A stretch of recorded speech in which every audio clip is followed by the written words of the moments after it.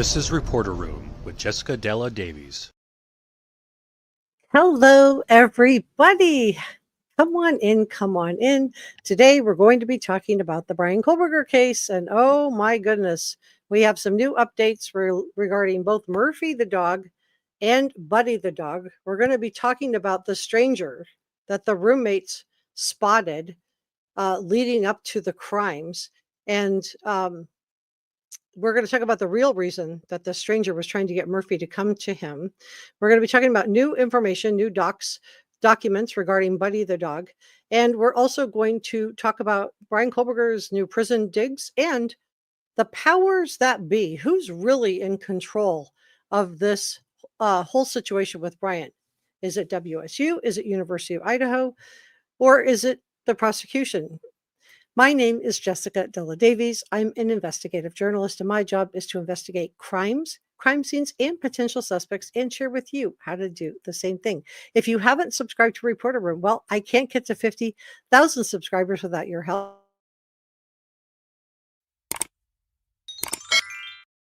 Like, share, leave a comment, and know that everything I'm sharing with you is my opinion and that this video is for educational purposes only. I want to thank our subscribers, our mods, and our channel members. Our channel members are the ones with the blue, green, and red verified check marks. So come on in and tell me where you're from. You can tell me what country, you can tell me what state, what continent, whatever you feel comfortable sharing. And let's go ahead and get started. So I have a lot of stuff to unpack. So the roommates saw a strange man. We're going to talk about this, and then we're going to talk about how this relates back to Buddy and Murphy the dog. So let me change this out. Okay.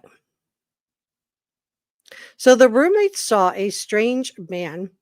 And Kaylee Gonzalez told her roommates that she saw a man that she did not recognize staring at her when she took the dog Murphy outside. And my sourcing on this is the Associated Press. Now, Murphy, the dog, that's Kaylee's golden retriever slash poodle. So it's a doodle, started acting strange months before Kaylee, Maddie, Ethan, and Xana were done away with by Bryan Kohberger. Now, her friends told investigators in newly released police reports that there were several strange incidences regarding Kaylee's dog Murphy, and her friends told law enforcement in the investigation documents published that there were several different incidences with a strange man and Murphy running off into the woods.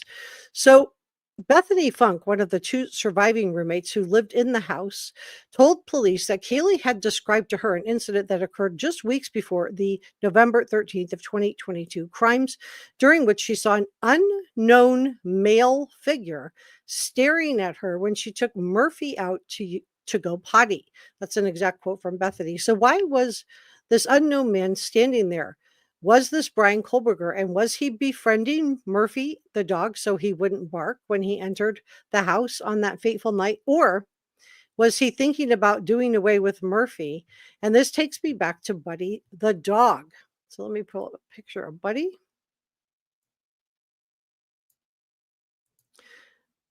So we have some new documents on Buddy, the dog. Let me move myself up out of the way. And I'm not going to read them to you because they're it just gets a little bit dry, but I do want to just say this is Buddy. Now, Buddy, to just be clear, Buddy is not Kaylee's dog. Buddy belonged to Jim and Pam Colbert. And I have been covering Buddy the dog for a couple of years. So finally, almost 3 years later, we get the released docs on Buddy the dog.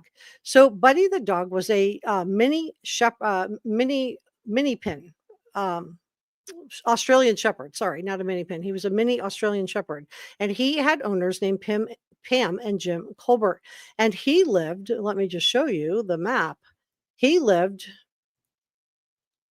on kind of on Bryan Kohberger's route that he would have, taken. He's right here, and Moscow's here. And Buddy's, this is the King Road house. And this is Buddy's house. And Bryan lived so he was right on Bryan Kohberger's route, and it was just a few miles away from the 1122 King Road home, which is why a lot of people at the time, including myself, talked about this, with you guys. So Kaylee's boyfriend, ex-boyfriend, would have been Jack Decor, had told a similar story to what Bethany said. Now, he said that Kaylee saw a shadowy figure behind the house when she was out walking Murphy, the dog, you guys. Let me put this up. So we're going to talk about both dogs, and we have some new docs on Buddy the dog. So that's Murphy with Kaylee, and Murphy's the doodle, and then Buddy is the mini Australian Shepherd. Now, so there was a shadowy figure out there, and lurking around behind the 1122 King Road home when Kaylee was out walking Murphy. Now, we know that Bryan Kohberger was creeping around the 1122 King Road home because his cell phone pinged in the area of the 1122 King Road home 23 times in the days and weeks leading up to the crimes. So around the same time, Murphy also started running away. Now, Kaylee's friends at the Moscow Police Department, this is what they said. They said that some people think that, maybe Bryan Kohberger was hiding in the woods and was, giving treats to Murphy the dog. That's one possibility. He was trying to befriend the dog. So when he went into the house, the dog didn't bark. Another explanation was that he was trying to copy Ted Bundy a little bit, and that he was trying to find an excuse to lure Kaylee away from the 1122 King Road house and into the woods. And we know that Bryan Kohberger ordered a knife sheath, and a knife sharpener on Amazon in March of 2022. And so the fact that he purchased a knife sharpener tells me that he was planning to reuse this knife, in my opinion. So another friend whose name was redacted told authorities that Murphy the dog ran into the bushes behind the house on several occasions and would not return when called. So was Bryan Kohberger standing in a wooded area holding Murphy by his collar, or maybe giving him treats, waiting for one of the girls from the 1122 King Road house, one of the young women, to come into the woods? Was he trying to lure them into the woods? We know Ted Bundy used tactics to lure women away from their groups. He would pretend that he had because he knew women wanted to be helpful. He would pretend that he had an injured arm, and could they help him? And so he was, was Bryan Kohberger, trying out some different ways to try to get either Kaylee, Maddie, or Xana, or Bethany or Dylan away from the house. And now we go back to this animal hair, right? We know that law enforcement found what was supposed to be a possible animal hair strand, and we have never heard anything really about this since then. Now, the discovery sparked speculation about a connection to Kaylee's dog, Murphy, who was present at the crime scene but remained unharmed. And we know that from July 9th to November the 7th, Bryan Kohberger's cell phone connected to the same cell phone tower that served the 1122 King Road home 23 times. And these all occurred between 10 p.m. and 4 a.m., with the exception of that just after 9 a.m. on the morning of the actual crimes. So we're going to talk about the new documents released related to Buddy the dog, and the stranger, and also a stranger that also saw a creepy guy outside hers. And then we're going to talk about why Ann Taylor would have decided that she needed to settle, and what were the powers that be. Were they in control of this case the whole time? So let's talk about Buddy the dog next. Okay, so this is Buddy, and he's really cute. So I just want to give you guys a little bit of a trigger warning here. I'm not going to say anything, untoward, but I just want to give you guys a warning. So we're getting more information on Buddy the dog. So as you well know, I've been reporting on Buddy the dog for almost a little over 2 years now. And Pam and Jim Colbert reported what happened to Buddy to law enforcement. And we never could get the reports. I told you guys I had tried to file for these documents on Buddy, could never get them. And now all of a sudden they're released. So was law enforcement thinking that Bryan Kohberger did have something to do with what happened to Buddy the dog? And now that we're learning about this strange man and the fact that Kaylee's dog kept running into the woods when the strange man was lurking around, it makes me wonder if law enforcement was going to go ahead and make the connection that Bryan Kohberger did have something to do with Buddy the dog. We also know that people that commit crimes, like what Bryan Kohberger did, often begin with animals. And Bryan Kohberger purchased a K-bar knife, the knife sheath, and the knife sharpener. So, in my opinion, he was definitely preparing to use this more than one time. So, the other thing, the reason that I thought this may be related back to Bryan Kohberger is that what happened to Buddy the dog happened on October 21st. So, what is significant about October 21st? Well, October 21st is the day that Bryan Kohberger got an email from his professor telling him that he was failing to meet expectations. And in my opinion, this would have enraged Bryan Kohberger. So, did he also lure Buddy the dog out of the yard? So, the other reason that this has kept my attention over the last couple of years is that they just didn't release the information regarding Buddy. I mean, why wouldn't you have that available if it was just a nothing burger and they didn't think Bryan Kohberger had anything to do with it? Did they hold on to this because they were trying to make a correlation? So it's just kind of weird that they didn't release any of the information until after they came to a plea deal with Bryan Kohberger. So now we know that there was a strange man in the woods trying to lure Kaylee's dog Murphy into the woods and maybe enticing Murphy the dog with treats, maybe trying to get one of either Kaylee or one of the other roommates, Maddie, Xana, Dylan, or Bethany, to follow the dog, and that he would just be in the woods with the dog waiting for them to come. So law enforcement did go and visit. We are learning now through through docs that we got from the Latah County Sheriff. And I'm not going to read them to you. It's kind of dry. But I just wanted to talk about it a little bit. And also so much of it is redacted. But apparently law enforcement went, so we're getting a better picture of what happened. So they went over, law enforcement showed up to find out what happened to Buddy the dog. And apparently they had buried Buddy, so they had to dig Buddy up.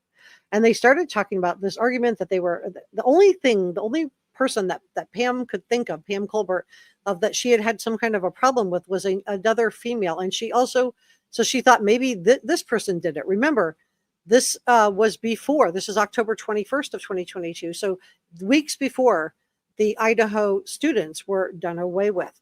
So she was thinking that maybe it was this female she was having an altercation with, and they had found a rabbit that had been skinned in a similar way just a couple of weeks before this all happened with Buddy. So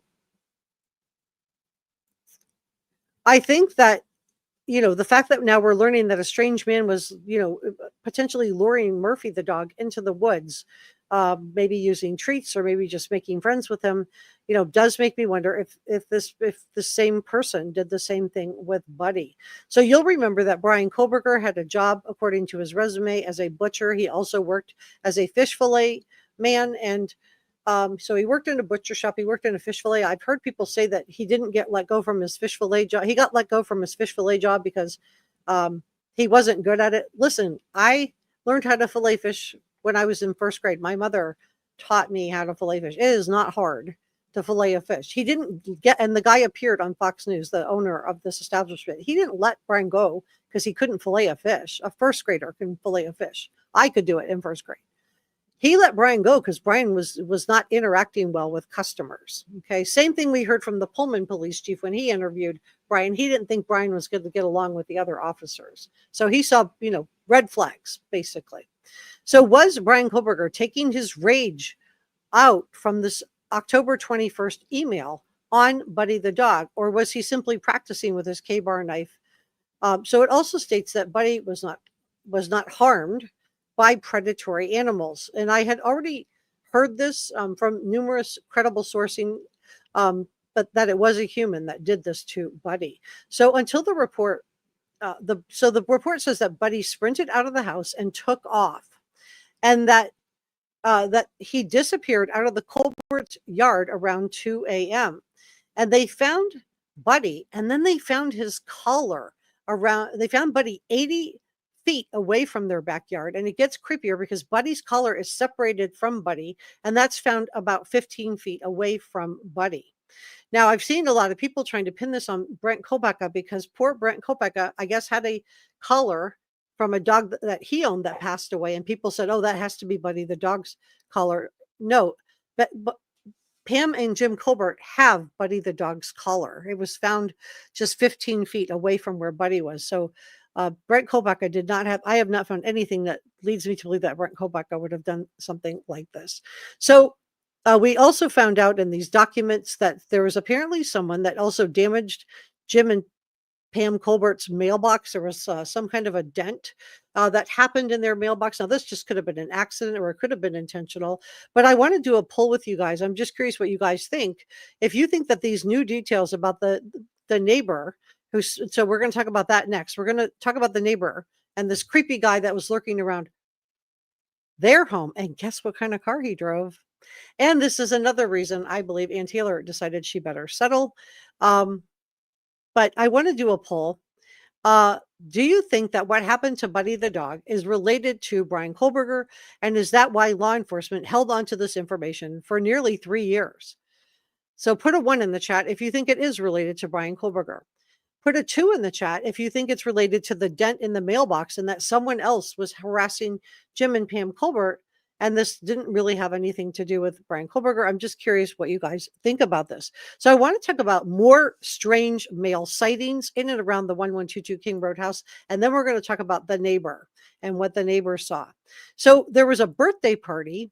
And this was another person this was at the 1122 King Road house. And the person interviewed by police described a strange experience during a birthday party at the house sometime in November of 2022. So this is just before the November 13th date.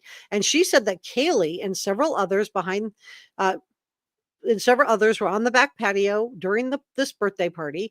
And when Murphy the dog ran into the bushes behind the house several times and only returned after he was called for multiple times. So he wasn't coming right away when he was being called. So this has made a lot of people wonder if somebody was in the woods giving him treats or maybe holding him by the collar. She said the group eventually went inside and closed the door. Now, a different woman told police that it was unlike Murphy to not come. Remember, poodles, golden doodles, these are really smart dogs. So they thought it was unlike Murphy not to come when he was called. And that this is why she said that Kaylee was so concerned that there was somebody lurking around behind their 1122 King Road house. Now we know that Bryan Kohberger, we believe he was sitting in that back parking lot behind the house. Was he also lurking around in the woods, especially during a party? And we're going to talk about the Halloween party and some weird stuff that went down there, because a lot of you guys have wondered if that's how he got into the house.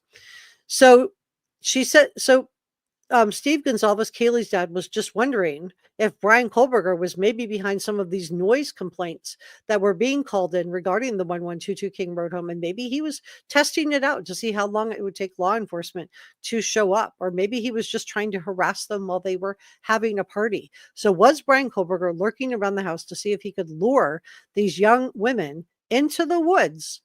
Or was he trying to see if he could gain entry to the party and kind of doing a reconnaissance?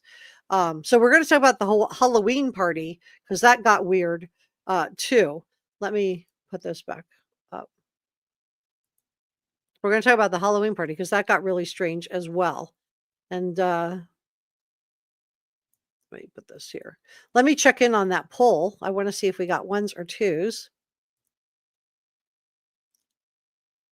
Oh, I see numbers. Okay. So we had a lot of 1s. So a lot of you guys do think that Bryan Kohberger was related to this. Wow. I got 1, 2. Okay. A lot of 1s. Wow, you guys. And this, thank you for modding today, and Jazz. A lot of 1s. I got another 2. So we got 2 2s and all 1s. Thank you for modding today, Michael. Bundy Data says, were there young girls living around that area? I believe he was a voyeur. Yeah, we're going to talk about that in a second. But I want to, Laney put a 2. So we got 3 2s, but the rest were all 1s. So the Shady Sadie also put a 1. So it was kind of overwhelming on the 1s. And I want to thank Enjas for gifting 5 reporter room memberships. Thank you so much, Enjas. That is so nice of you. And thank you, Michael, for the $1.99 super sticker. That is so kind of you. Thank you so, so much. I am very, very grateful to both of you. So, and Enjas and Brother Mike. So I want to talk about this Halloween party. Okay. So during a midday Halloween party, so this is just a couple weeks before the November 13th of 2022 crimes, a woman said that the victims gathered also on the back patio when Murphy again runs into the trees behind the house. So this is separate from the birthday party. And they heard noises. So they could hear someone walking through the wooded area. And they did not see anyone behind the house. So whoever was doing it was lurking, in my opinion. But Murphy's behavior and the noises caused them, startled them, disturbed them to the point where they went inside the house and closed the patio doors. So she also recalled that during this time frame, that she and Kaylee returned to the 1122 King Road home and found the patio door open and Murphy was completely gone from the house. Now, she said it was not uncommon for people who didn't live at the 1122 King Road home to walk in when no one was home, and added that some friends would feel free to come and go as they wanted. And we did see evidence of this when police showed up, and like Maddie had to call from another place. She wasn't even at the house while there was a party at the house. But get this, you guys. So E heard noises at the time, according to the report. She described these noises as similar to what it would sound like if someone was moving through the woods on foot. And we're going to line this up with what one of the neighbors saw too. Murphy's behavior and the noises caused them to go inside and close the door, the report adds. There was a third time. So another time that Murphy was acting strangely. This time he went into the woods and did not come back when he was called. So E said he remembered coming home and that Murphy was acting strangely, and that's when they found that rear patio door open and Murphy was missing. So I think somebody was messing with Murphy, in my opinion. I think somebody was lurking outside the house. I don't know if it was Bryan Kohberger. I don't know if we'll ever know, but I don't see who else it really would be. I mean, we know his phone was pinging. I think we'll have to wait to see the exact dates and times that those phone pinged and the exact dates and times of these parties and just see if they line up. So I want to talk about new details about this neighbor who spotted a creepy guy lurking around their house. And then I just curious if you guys think this is the reason. Just tell me yes or no. Do you think this is the reason that Ann Taylor decided, another reason that she would have wanted to settle this case? I mean, things are really piling up. And then we're going to talk about the powers that be, WSU and University of Idaho. Have they been in control of this case the whole time? And Bryan Kohberger's new prison digs. So a neighbor saw Bryan Kohberger. A woman who lived around a tenth of a mile from the 1122 King Road home called the Moscow police tip line nearly 4 months after the November 13th crimes were committed, saying that she was 92% sure that Bryan Kohberger walked by her house in August or September of 2022. She told police that her daughter came running into the house saying there was a man walking through their yard. But wait, it gets worse. She said that she looked out the window and saw a man who looked nervous walking on the south side of her house. She said people did frequently walk by the house, but not in that particular location. She described the man as having curly hair, a large nose. She said the encounter became even more bizarre when the man walked by the house 15 minutes later, the exact same route, but in the opposite direction. So was he headed over, to lurk around and spy around to see what was going on at the 1122 King Road house? Remember, she lived right there. She said that she stepped outside and yelled to the man that he was on private property. She said that the man didn't acknowledge her. And she said that she believes that the man was Bryan Kohberger after seeing a side profile photo of him on the news after he was arrested. And the woman told police that in June or July of that year, a white sedan, and Bryan Kohberger drove a white sedan Hyundai Elantra. She saw a white sedan parked near her mailbox for over an hour on a dead-end residential road near the 1122 King Road house. She said the man drove away after her neighbor asked the man if he needed help. Now, we know we have seen Bryan Kohberger's, we have seen surveillance footage of his white Hyundai Elantra circling the neighborhood multiple times in the minutes leading up to the crimes, and he circled the house 1, 2, 3 before doing a 3-point U-turn and parking just after 4 a.m. on November 13th of 2022. So let's talk about the fact that I want to talk about Elliot Rodger for a second, and the fact that this was a party house, and that Elliot Rodger, I do believe that his manifesto, The Day of Retribution, is relevant. And it sounds like Bryan Kohberger was lurking around, not just in the back parking lot like we originally thought, but maybe lurking around in the wooded areas during those parties. And maybe other times too, but that's when they were aware of him. And maybe trying to lure Murphy the dog in hopes of that one of these young women would follow the dog into the woods and he would be able to do something there. So now we've heard about a birthday party incident, a Halloween party, and a lot of you guys have wondered if he could have gotten into the 1122 King Road house and been able to do reconnaissance on that during a Halloween party, because there were this constant stream of people going in and out of the 1122 King Road house. So, and we know from this one interview that law enforcement did with someone that said that more people knew the code to that front door than they should have. And he was also unsure as to whether the victims regularly locked that rear patio door. And another person told police that the front door to the house had issues locking and that could sometimes be opened without the code. So that's really scary.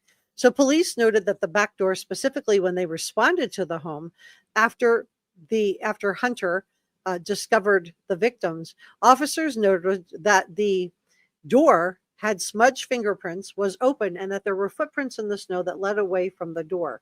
Now, a nearby window screen was lying on the ground. It looked damaged, according to the police reports. Now, in the past, the police have reported and acknowledged in court records that one of the two surviving roommates, we know this is Dylan, said that she did not believe the patio door was locked that night, and that she remembers a figure leaving through that patio door, which she called the kitchen door. But she didn't remember whether he had left the door open or closed. So let's discuss the powers that be, WSU and University of Idaho. Have they been in control of this case the entire time? And then we're going to talk about Bryan Kohberger's new prison digs. But I want to see what you guys said, yes or no, on the little poll that we did, what you guys thought.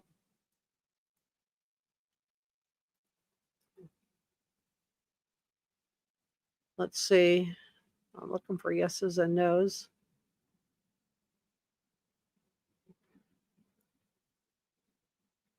Jessica has a 1. Okay. Let me start here. Donna says, if one of the complaints, if you look at the video of the 911 call, Kaylee came out and spoke with law enforcement, and the window, you can see a white car in the window. Oh, wow. That is so creepy. And that lines up now with what we're learning that this neighbor said. Not only did she say that she believed it was Bryan Kohberger when she saw a profile picture of him on the news. And you'll remember that one of the mugshots was a profile picture. But now we're hearing that a white sedan was parked at the house near the mailbox. And now we're, hearing that he was like coming and going using her yard. Now that's just when they saw him. Was he there other times? Thanks for modding today, Kathleen. Michelle said, I've gone back to the start, so I'm out of sync with the messages. No idea what the numbers are voting for you. That's okay, Michelle. That's a good thing to do. If you come in late, back it up, because you guys know I usually start with like the most important, what I may not be what you think is the most important. I always start what I think you guys are going to think. Sometimes I'm wrong. But Francie says that when BK was arrested, the officer said he was concerned about his parents and the dog's safety. Addie said, does anyone find it super suspicious that Buddy's parents' name was Kohberg? No, it wasn't Kohberg. It was Kohbert, B-E-R-T, and he started with a C. So, hi, Dwight. He thinks, yeah, I think he looks like a ghoul here. This is our head mod. And Jazz. Thanks for modding today, Kathleen. Julie says, thanks, I'll have a look. I'm getting my stationary bike. Adrian says there is a white car up behind the news reporter on camera during one of the news coverages after the attack. And Betsy says, if we can see the FBI digital forensics report of the 23 times he was in the area, it would be interesting to check the dates. Absolutely. And as soon as we get those, I'm absolutely going to be lining those up with the date of these parties, with the date of the phone pings. Shady said, can you imagine seeing this face by your house? Well, it was enough where she remembered it, right?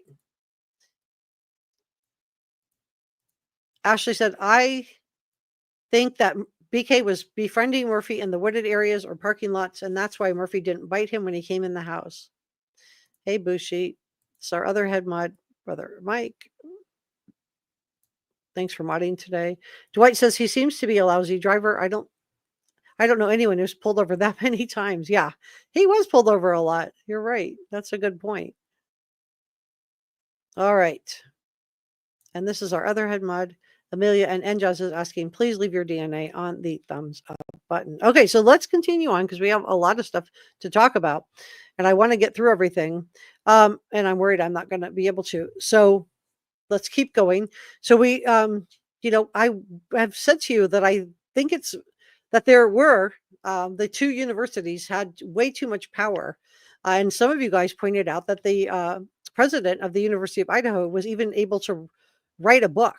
So let that sink in. Steve Gonzalez and all of the family members of the victims, family members, were under a gag order until 2023. But the president of the University of Idaho was allowed to write a book. So did the powers of that be not want this to go to trial? And if so, why not? What would have come out? So this is what I think. I think that the University of Idaho was allowed to tear down the crime scene. They didn't want the publicity from the trial to interfere with their student enrollment. And I think this also could have been settled because WSU, they may not have power in Idaho, but they would have, had a lot of power in Pullman. And I think they didn't want to face the fact that they did not thoroughly check Bryan Kohberger's employment dates, because the dates he said he was employed doing the security job at Pleasantville High, doing the job at the fish fillet shop, and doing the job at the butcher shop, those don't match up. So there was a lot of lies and inconsistencies in his resume. And had they done some basic fact checking, like was Bryan Kohberger employed here from this state to this state, they would have known that he was being dishonest on his resume. And I think the fact that that we have these female students, both at University of Idaho and WSU, is trying to sound the alarm, particularly at WSU when they're being followed out to the car by this creep, that he's grading them differently than the male students, and then doing a power and domination move by forcing them to walk around him. And they were going to get on the stand, according to Steve Gonzalez. He said that these women were going to get on the stand for the prosecution, one after another after another. So you can imagine how the WSU and University of Idaho would not have wanted this to happen. Remember, Bryan Kohberger was hanging out at University of Idaho, where he did not work, did not go to school, in the student union, in the canteen, sipping water in the cafeteria, and staring down young women at University of Idaho. And I think that, WSU didn't do anything when the female students were sounding the alarm, and male students who were trying to be helpful to their female classmates about Bryan Kohberger. They did absolutely nothing to protect these young women until Bryan Kohberger got into an altercation with a male professor. And that's when he was terminated. So in my opinion, WSU, this is just my opinion, did not do enough to protect these female students. They certainly would not have wanted this to come out at trial. I think they were afraid of the bad publicity. They were afraid that maybe parents wouldn't want to send their their daughters to a university that didn't protect and value women, that they hired this predator. They could have gotten rid of him sooner than they did, and they did none of those things. So was WSU also afraid that had this gone to trial, that we would find out the truth about their CSI lab? Remember, their marketing guy and media spokesperson, Phil, denied that Bryan Kohberger would have had access to the CSI crime lab with cameras going to 5 different police departments. But now we know that he had IDs belonging to former colleagues at his parents' home in Albrightsville, Pennsylvania, inside a glove, inside a box.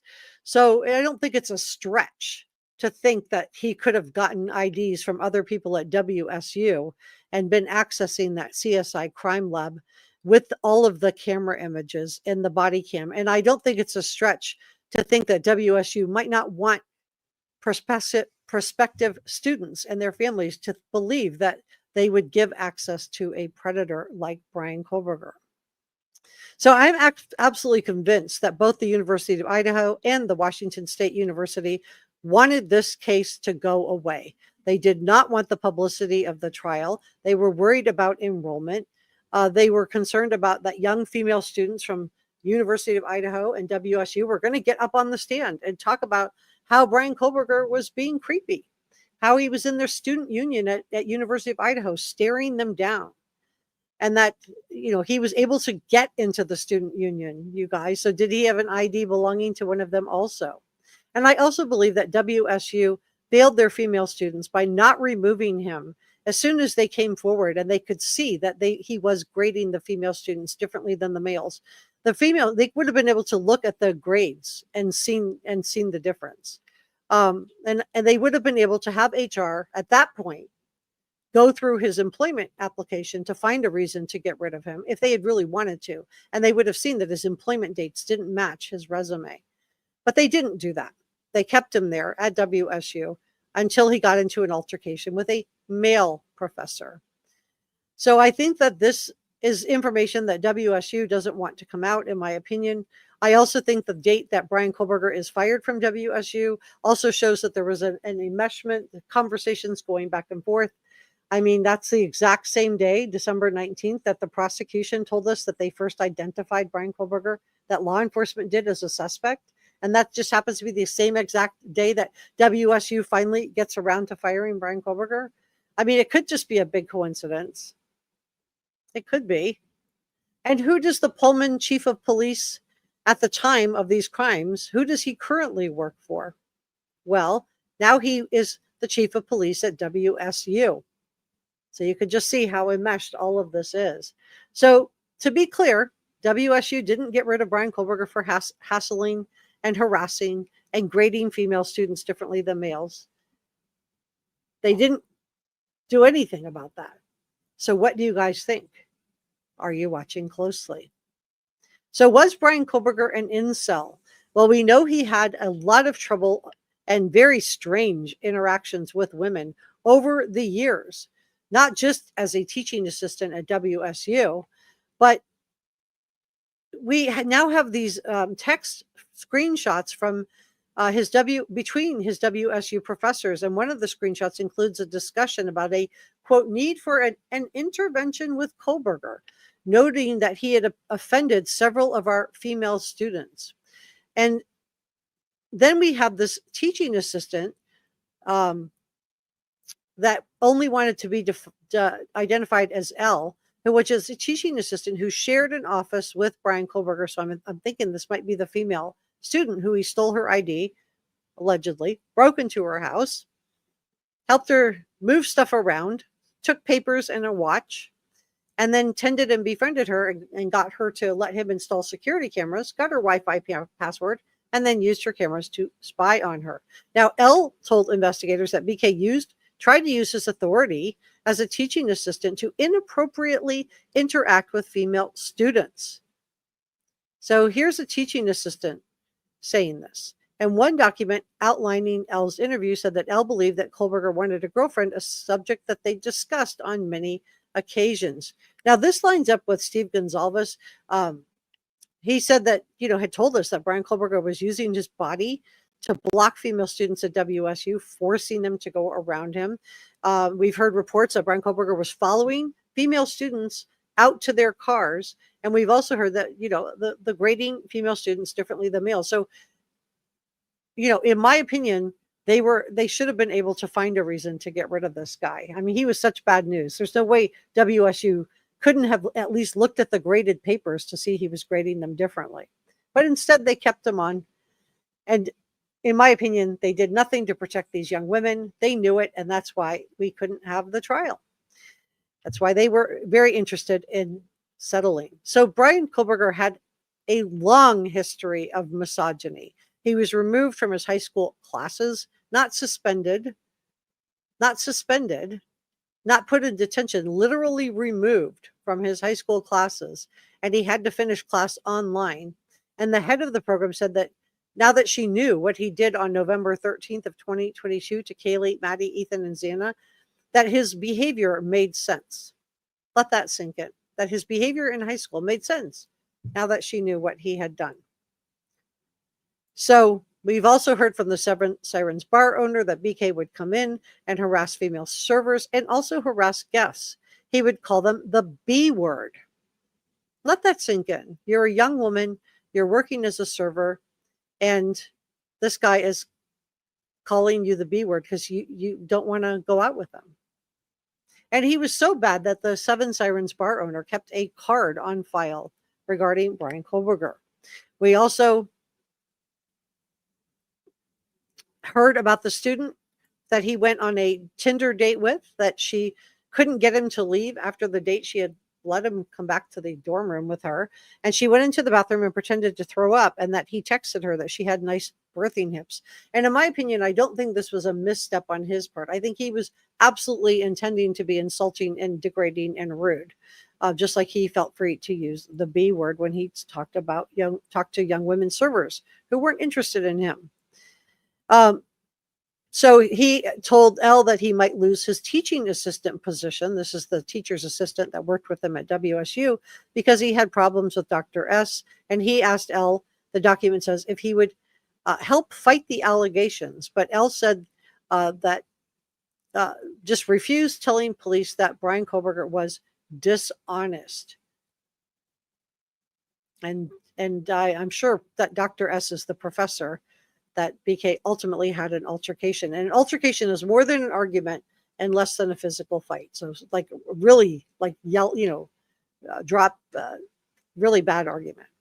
So we know that one WS student, and this has made a lot of us wonder if she was going to be next, saw pictures of herself and her friends on Bryan Kohberger's phone while watching the Dateline NBC special. Imagine sitting down to watch the Dateline NBC special and seeing pictures of yourself appear on camera. And she said that she believed he got these photos from her Instagram account, which was public in the fall of 2022.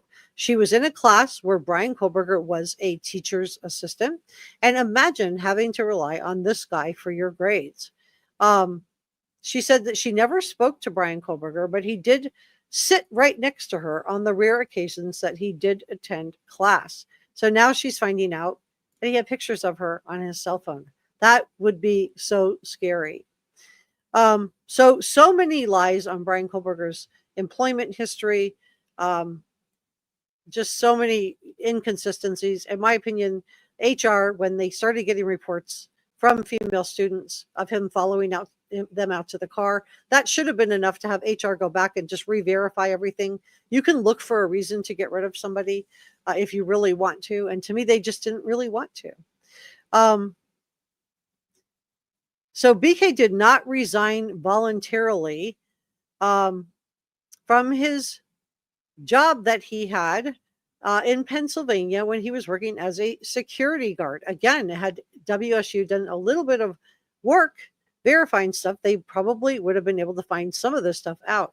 So he resigned from his position in June of 2021. School district records showed, it says, quote, I decided to resign or retire freely and voluntarily after considering my options, ... A district resignation retirement letter signed by Bryan Kohberger read, I understand that if I do not resign, so they made him resign. I understand if I do not resign, I have the right to a school board hearing to determine if I should be dismissed from employment with the school district. So he knew he was either resign or get fired. So after reading this, it's pretty clear that Bryan Kohberger was forced to resign. So what went on with Bryan Kohberger when he was working as a security guard? Were there more incidences that we don't know about, that we haven't heard about, of Bryan Kohberger and young women? So apparently he became really aggressive in high school. After he lost some weight, people that were in classmates of him saw a shift in his behavior, with one childhood friend telling the Daily Beast and other outlets that Bryan Kohberger became very aggressive. Now, Sensen Kowal, who graduated from Pleasant Valley High School with Bryan Kohberger, told Insider she did not remember that side of him. She said he was more overweight and a lot of kids sort of bullied him, unfortunately. So she had a different take on it. I just do want to give you a balanced reporting. So Bryan Kohberger worked as a security guard at Pleasant Valley High School, and then he went to DeSales, where he got his bachelor's degree in 2020, and then he got his master's degree in June of 2021.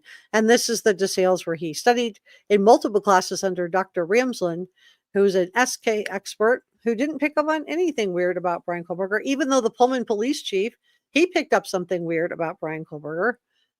So I don't know, you guys.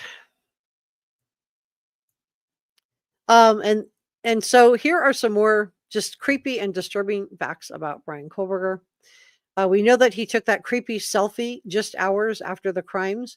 A lot of people believe this was a trophy. According to the New York Post, his thumbs up, and you can clearly see his knuckles. Let me pull that up.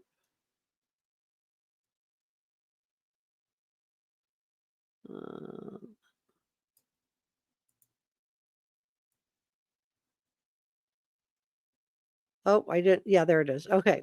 So if you look at that, you can see his knuckles are swollen. And if you look right here on the indentation of his thumbs, you can see that there's like a little blister here and here. So I think that thumbs up photo is creepy. We know that he purchased the K-bar knife sheath and knife sharpener. And the knife sharpener tells me he was planning to use this knife, either practicing or maybe when he realized he had left the knife sheath behind, he got scared and got rid of the knife, but he was probably planning to use it again. And I think for months, he was probably thinking about and fantasizing what he was going to do with that K-bar knife. And a Tinder match reported a chilling encounter that she had with Bryan Kohberger. And get this, he bombarded her with disturbing questions about what happened on November 13th of 2022. And he talked about the K-bar knife. So it sounds like he was attempting to already have power and domination over her. And remember, crimes like this are with incels are about power and domination. Now, Kaylee Gonzalez described seeing an unknown man watching her weeks before the crimes. Watching my words, she described him as creepy. So it sounds like he was lurking around that house, maybe trying to lure Kaylee or one of the other roommates away from the house into the woods using Murphy the dog, which is similar to what Ted Bundy did, right?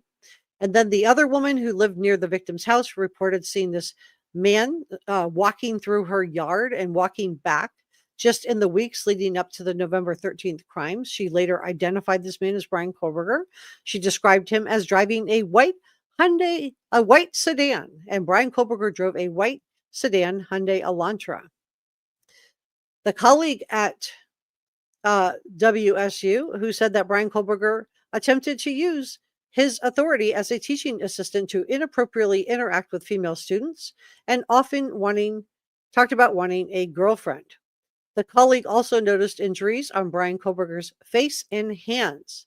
So scratches and wounds, which Bryan Kohberger attributed to a car accident, except that we know that there was no car accident.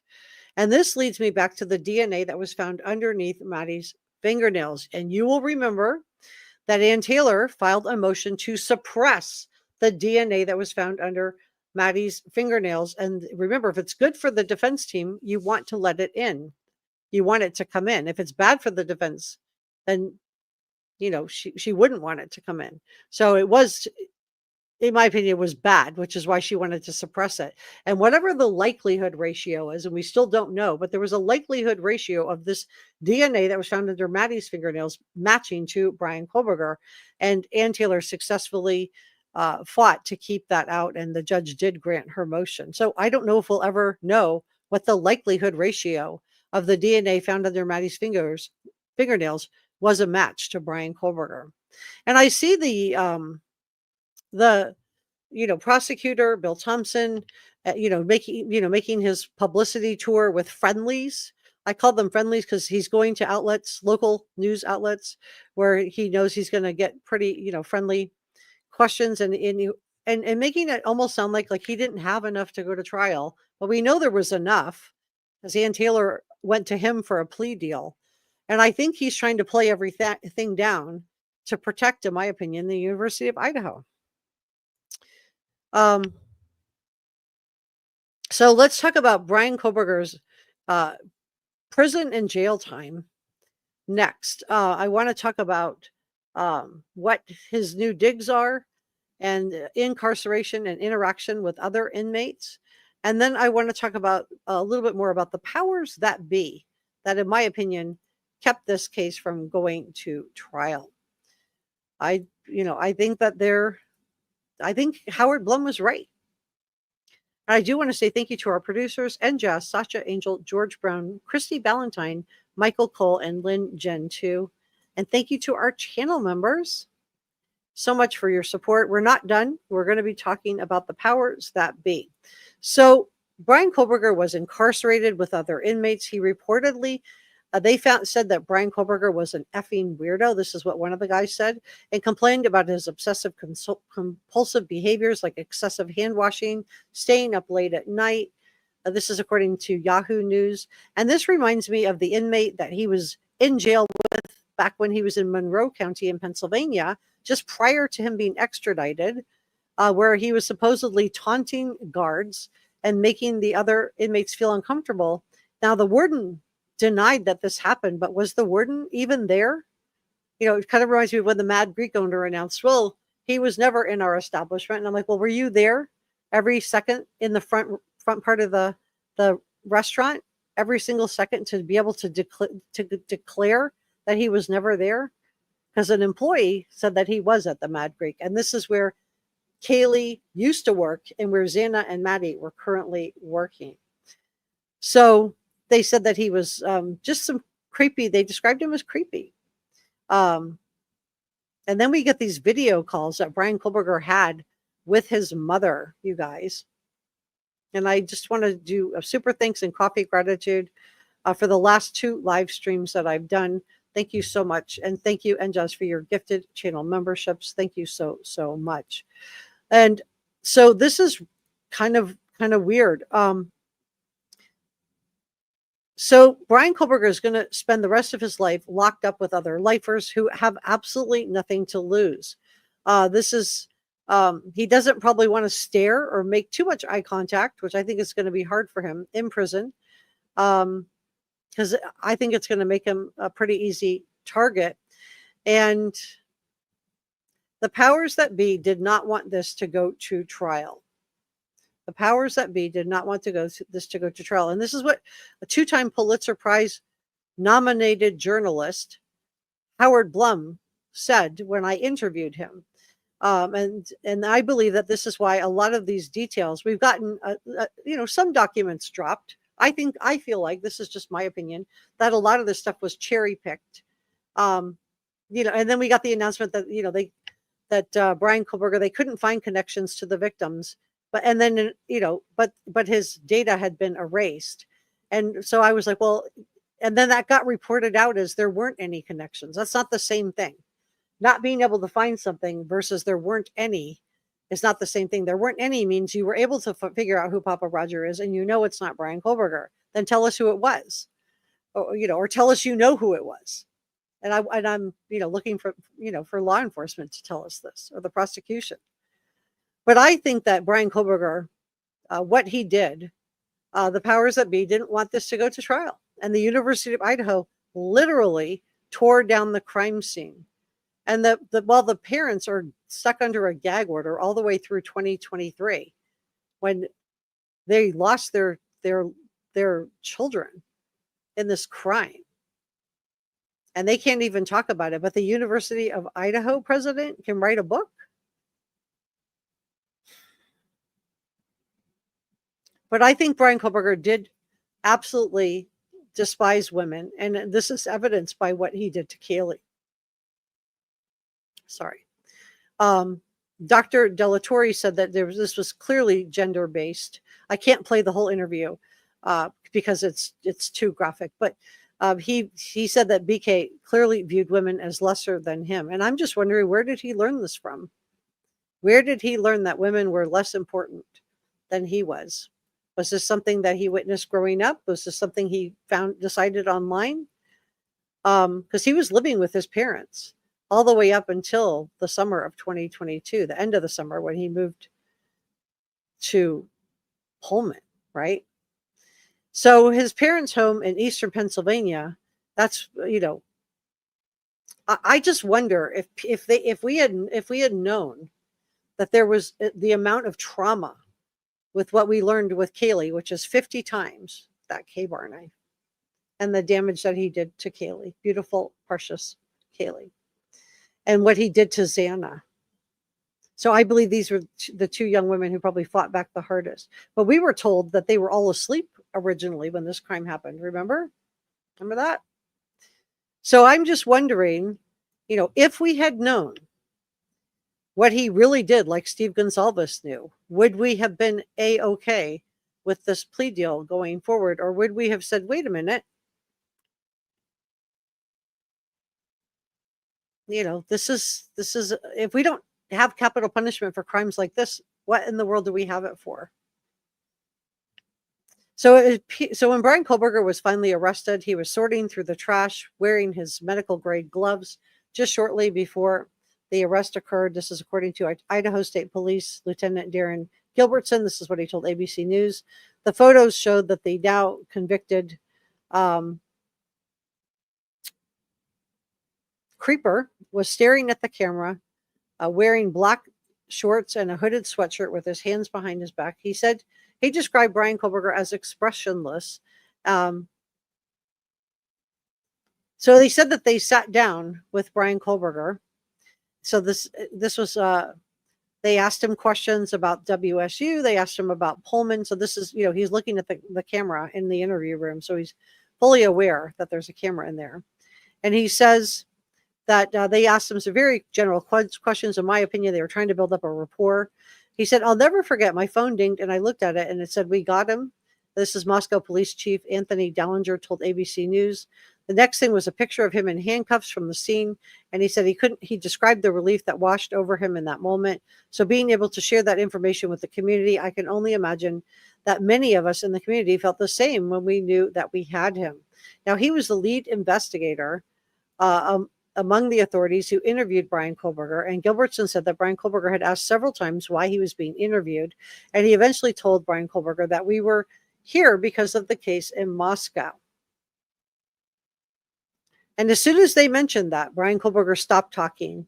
He said, I don't want to talk anymore. And they asked again, are you familiar with it? If he knew anything about it, he said no and stopped right then and said he wanted a lawyer. So he lawyered up pretty soon afterward. And he said that the police left the interview feeling like they, quote, had their guy. So Bryan Kohberger is now in solitary confinement inside the Idaho Maximum Security Institution. He's been sentenced to 4 consecutive life sentences plus 10 years. And the Idaho Department of Corrections spokesperson spoke out saying that Bryan Kohberger had been moved to J Block at the prison outside of Boise. He is currently being held in long-term restrictive housing on J Block. And long-term restrictive housing includes single-person cells and limits outdoor recreation to 1 hour per day. The inmates are moved around in restraints and they're provided a shower every other day. They said that he would have access to religious services, communication via JPay, and placing commissary orders, which is allowed in long-term restrictive housing. The J Block unit houses up to 128 people in general population, protective custody, and then long-term restrictive housing and the capital punishment area, D row. Now, IDOC confirmed that BK was moved to J Block on Tuesday, July the 29th, less than 1 week after the Ada County judge sentenced him. And they said that it houses the most dangerous and volatile male residents. So I'm sure he's worried. And one of his neighbors on J Block is Chad Daybell. Chad Daybell, you guys, let that sink in. Well, that's just really creepy, right? Let me check in with chat. So I think just finding out about all of these people that, all these creepy interactions for the Halloween party, the birthday party, the neighbors seeing this creepy guy lurking around. I think this just does confirm that Bryan Kohberger was lurking around that house, and I'm very anxious to line up these dates with the dates of the cell phone pings once those become available.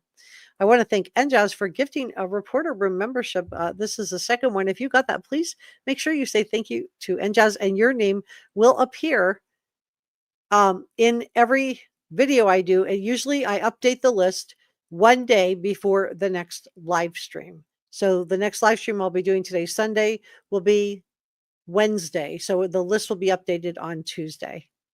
I want to thank Donna Bravo for the $1.99 super sticker. Thank you so, so much. And mods, if you would come down and drop me a comment so I could just see who's modding today and say thank you. Ashley says, which shows guilt, because if it was just about having an attorney present, he wouldn't have small talked with them at all. Instead, he lawyered up when asked about the crime. Yeah, I think he was trying to find out what they had, right? He was trying to get them to give up some information. Yeah, poor Buddy the dog. I feel like law enforcement, maybe they couldn't prove it, but I think they believed it, that he also had something to do with this. Ashley said, oh, whoops, sorry.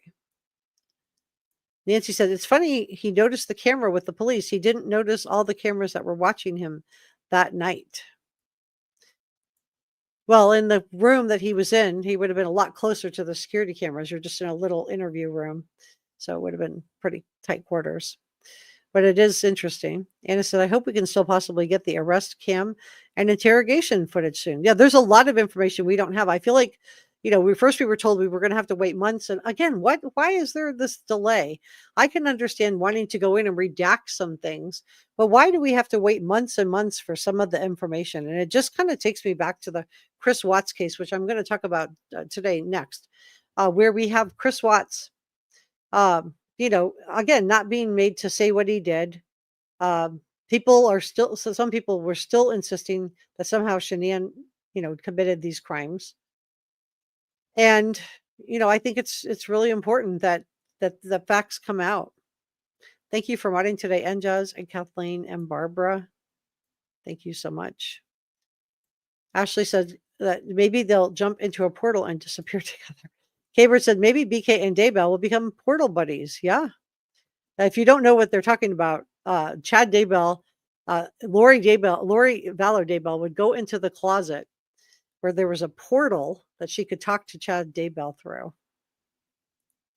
ASAP Lizzie says, it's confirmed.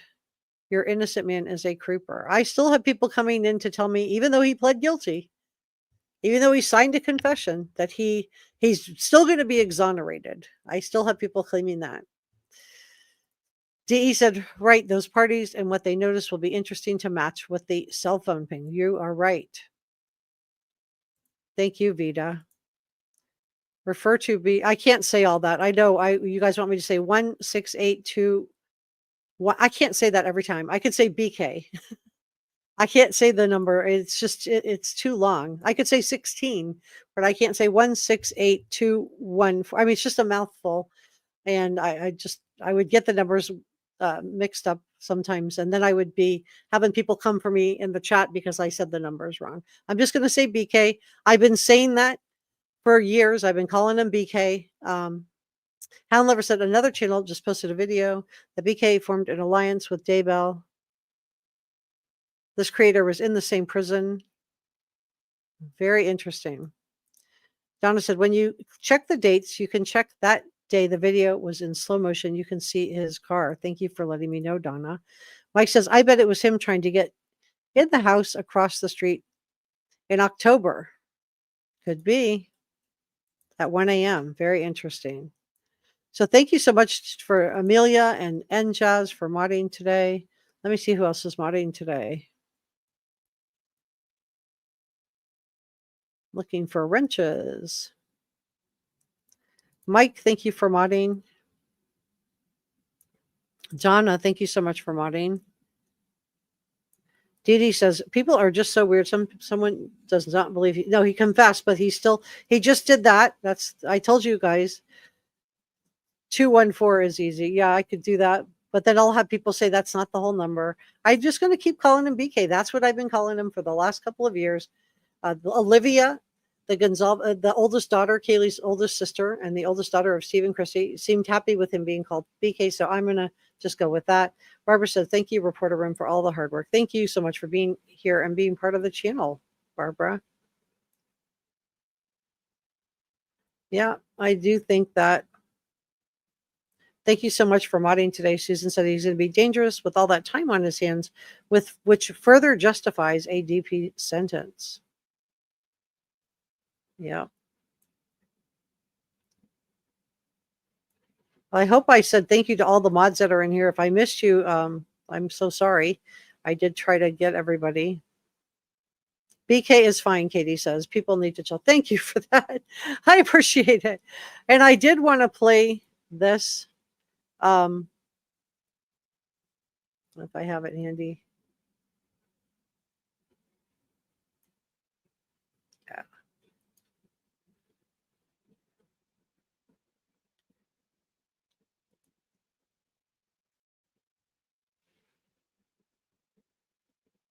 Because I think Olivia really got to him, in my opinion. Let me take this down.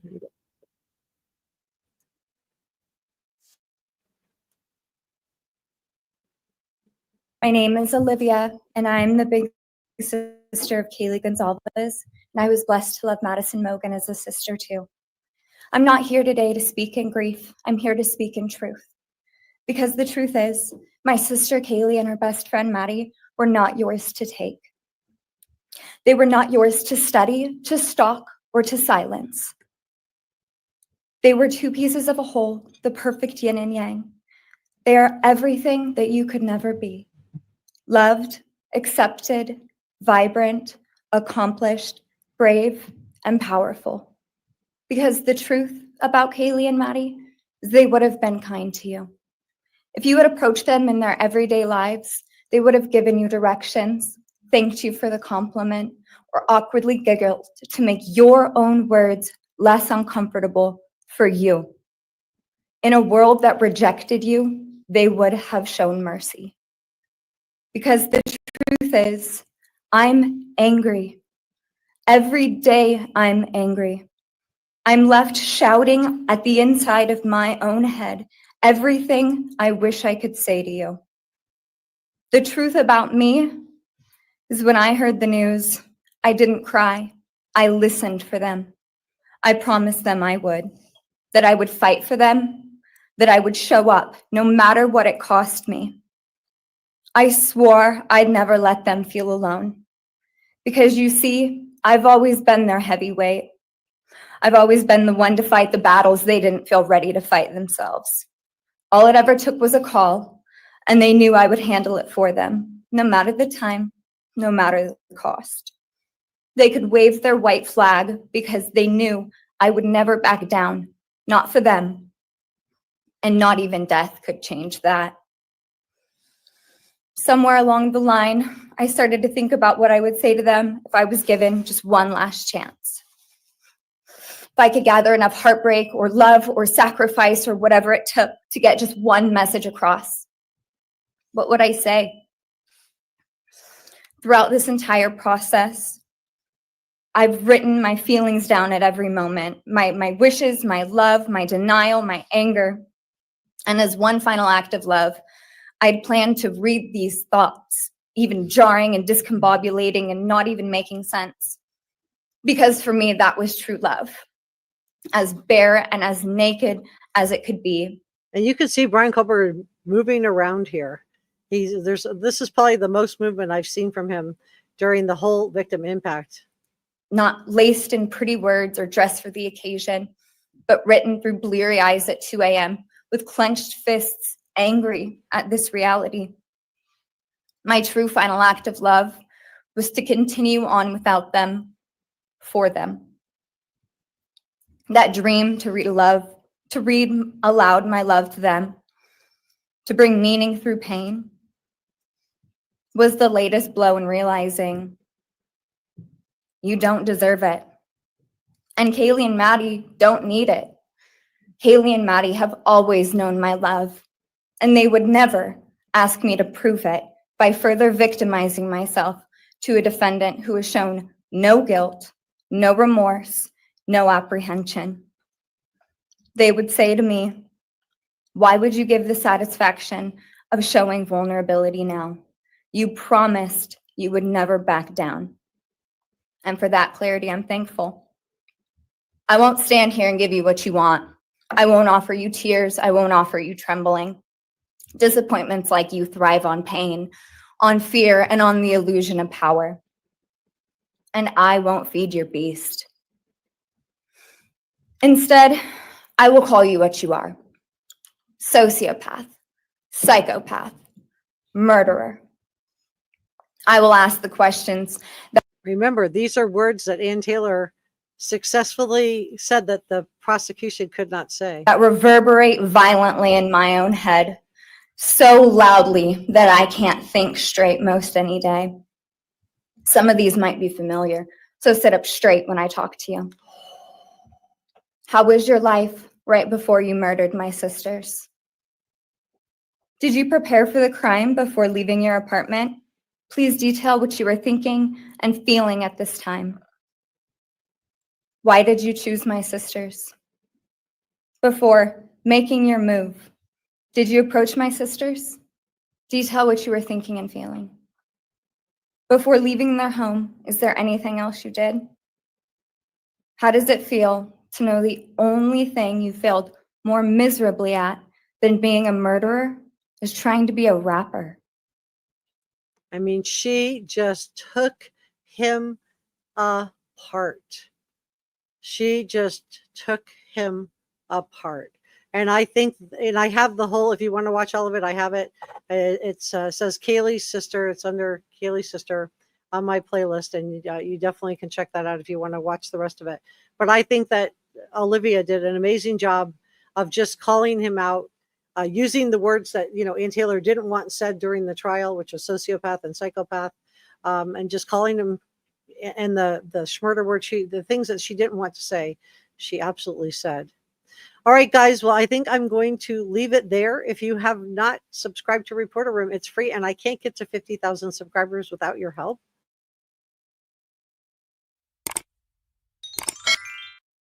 I'm going over to do a Chris Watts video next. So if you want to follow me over there, we're going to be talking about that next. And I will see you over there in 1 minute. Thank you so much for coming by to spend a little bit of time with me, and I will see you next time.